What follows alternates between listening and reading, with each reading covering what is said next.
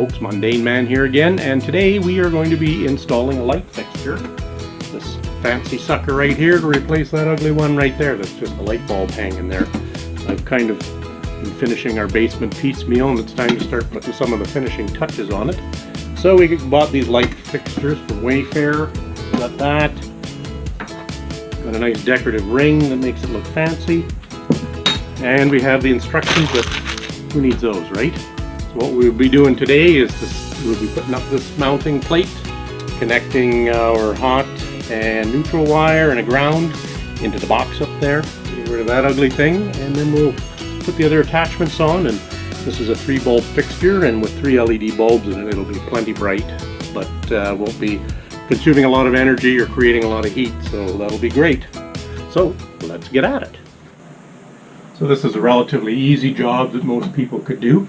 Just one of the main things is make sure there's no power going to the fixture that you're working on. You don't want to be shooting some voltage through your arm. It gets a little tingly, could kill you too. So I just make sure that the light switch is off, but also as added protection you can turn the breaker off in your panel. So let's take out the old fixture now. And the mounting screws are here.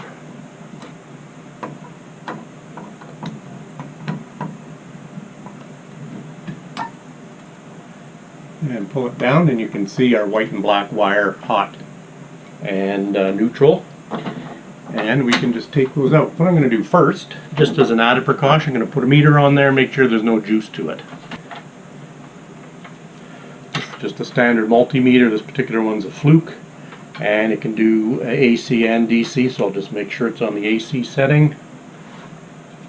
And we'll touch the connections, and I'm showing no voltage to the box, which is a good thing. These are Robertson connections. For you Canadian people who know what that is. In the States you probably mostly see Phillips or slotted on these types of fixtures, but Robertson here is a square-headed square-headed screwdriver. Okay, I'm just going to straighten out these wires. If need be, you can snip them a little bit shorter. That's what I'm going to do with these. Okay, now let's take our base. And I usually like to tie in the ground wire first. It's usually a screw on the box.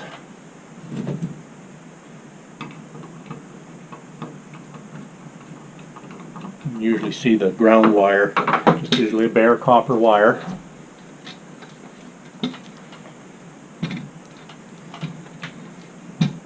There we go, got that nicely attached, and it kind of helps you hang on to the fixture as well.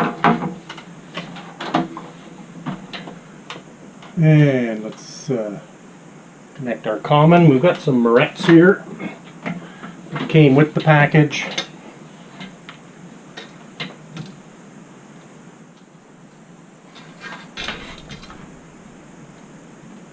Now the black or hot wire, easy as pie. So that's the connections done.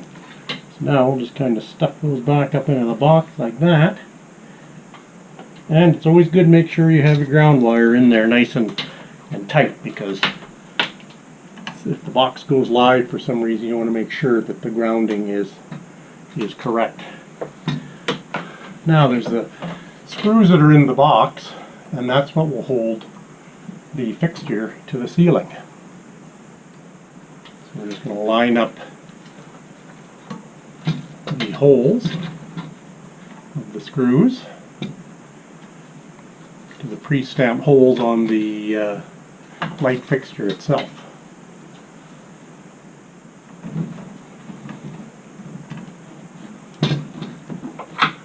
Just tighten her up a little bit. Suspended ceiling like this, as you tighten it, starts pulling your tile up, which could affect the alignment of it and how it looks. So I just kind of wiggle it in place. Doesn't have to be too tight in there. We've got a nice flush mount all the way around the tile. Looks good. should be it. Should be able to put some light bulbs in it and see if it works.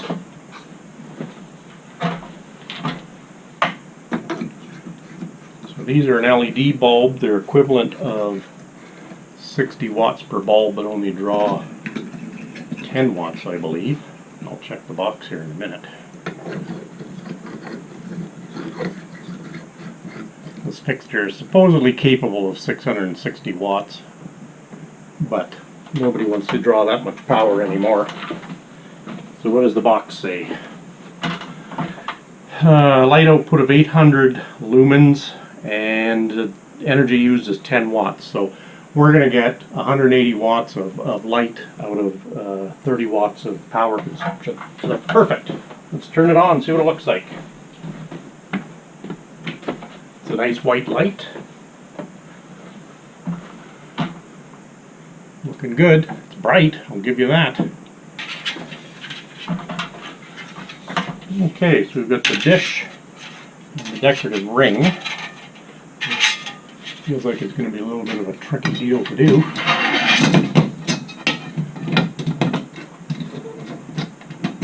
So that like that.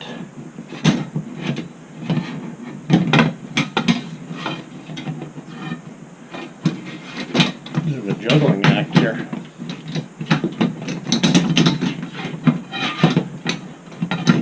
Hold it with my fingers. Got one of these fancy knobs on one corner of it anyways.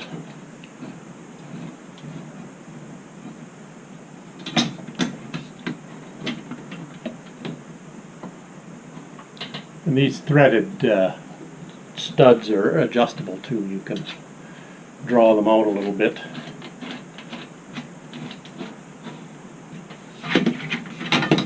And one more.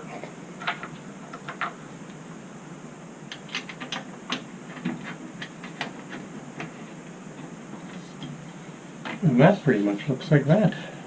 Got the tile straighten around. The gap's fairly even all the way around. Let's step back and look at our handiwork. That looks pretty good. The shade sure takes away some of the light, but you know, you don't want it to flood the whole room out either. So we could bring this up just a little bit more. Keep that fixture, or the glass part of the fixture, in tight. And there we have it. That was a pretty simple job, and pretty much any homeowner can do this one themselves. I've got two more to do on the other side of the basement, one of this size and then one's a little bit smaller because it's in a kind of a smaller area of the basement. So I'll get those done and then I'll show you the results.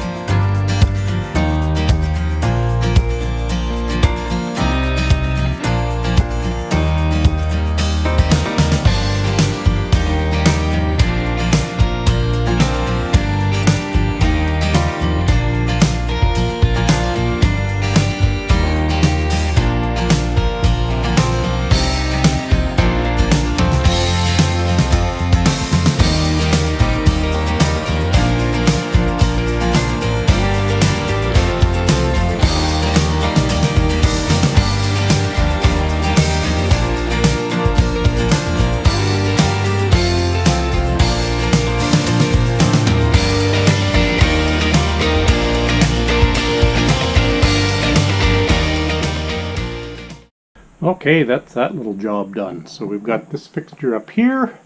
That's the one I basically took you through, showing you how to put it up.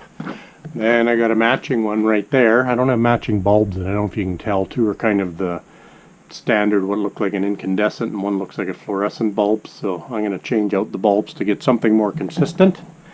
And over here is just a smaller version of the same thing, also kind of in that incandescent bulb color range. I think the boss lady likes the whiter lights, so I think I'm going to have to go out and get some light bulbs and change those out, but that's okay.